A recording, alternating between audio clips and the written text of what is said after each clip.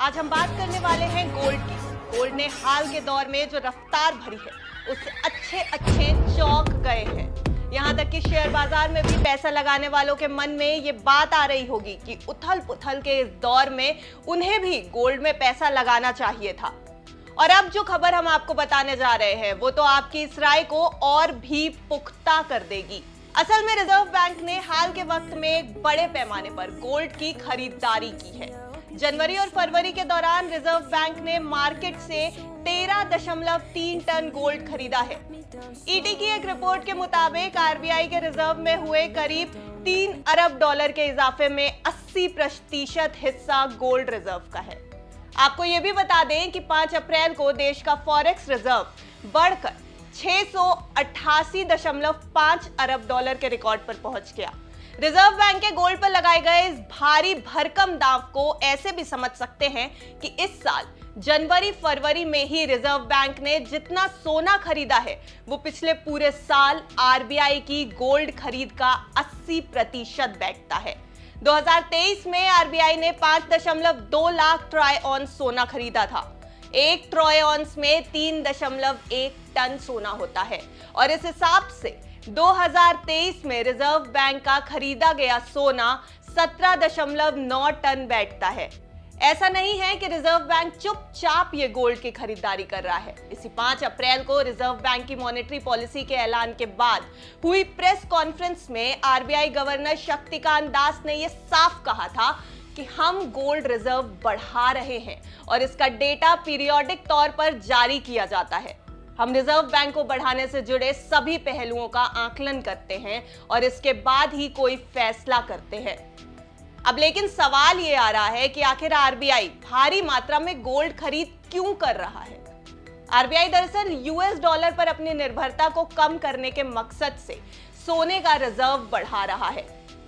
इसके अलावा दुनिया भर में बढ़ रही महंगाई से निपटने के लिए भी रिजर्व बैंक गोल्ड को एक सही ठिकाना मान रहा है। हाल के वक्त में यूएस डॉलर में तेज उतार चढ़ाव दिखाई दिया है। दूसरी तरफ गोल्ड के दाम लगातार मजबूत भी हुए हैं। ऐसे में रिजर्व बैंक ने अपने फॉरेक्स रिजर्व को डाइवर्सिफाई करने के लिए गोल्ड रिजर्व बढ़ाने पर जोर दिया है। और ऐसा नहीं है कि रिजर्व बैंक ने हाल फिलहाल में ही गोल्ड की खरीदारी बढ़ाई है। रिजर्व बैंक दिसंबर 2017 से ही गोल्ड की खरीदारी कर रहा है।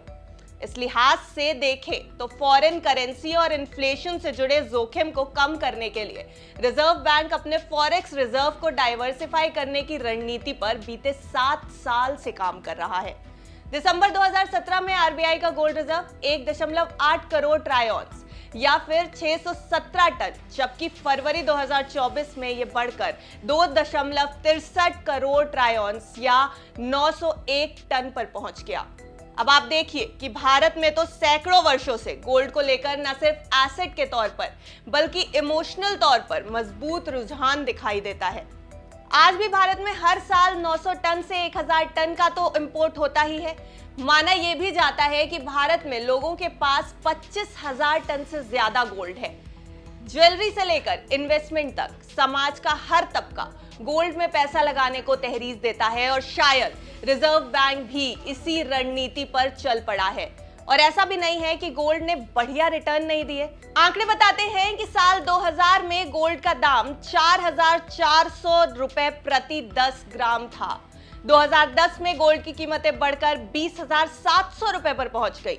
इसके बाद 10 साल में यानी 2020 में गोल्ड उछलकर 50,000 रुपए प्रति 10 ग्राम को पार कर गया।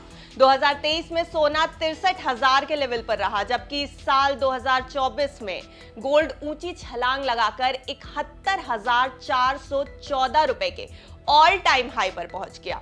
यानी 2000 से 4,400 के लेवल से महज 24 साल में गोल्ड 71,000 रुपए के पार चला गया। रिजर्व बैंक को यह भी समझ में आ रहा है कि गोल्ड में इन्वेस्टमेंट उसे करेंसी रिस्क से तो बचाएगा ही, साथ ही आड़े वक्त पर सोना देश के खजाने की मदद में भी काम आ सकता है।